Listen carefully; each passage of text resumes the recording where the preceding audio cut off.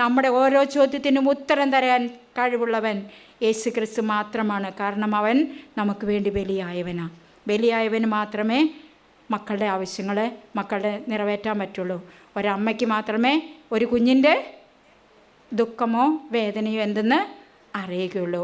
ഒരപ്പന് മാത്രമേ തൻ്റെ കഷ്ടപ്പാടിലൂടെ തൻ്റെ മക്കളെ വളർത്തിയതിൻ്റെ വില അറിയുള്ളൂ. മക്കൾക്കറിയോ? ഇല്ല. അതുകൊണ്ട് മക്കൾ തോന്നി പോലെ പോകും. അപ്പോൾ നമ്മൾ അപ്പച്ചന്മാരും അമ്മച്ചിമാരും എന്ത് ചെയ്യും? കൊച്ചുങ്ങളാണെങ്കിൽ ഒരടിയൊക്കെ കൊടുക്കും, തിരിച്ചു വരാൻ പറഞ്ഞിട്ട്. നീ ചെയ്തത് ശരിയല്ല എന്ന് പറയും. നമ്മുടെ സ്വർഗീയ അപ്പച്ചനും ചിലപ്പോഴൊക്കെ നമുക്ക് അടി തരും. എന്തിനു വേണ്ടിയാ?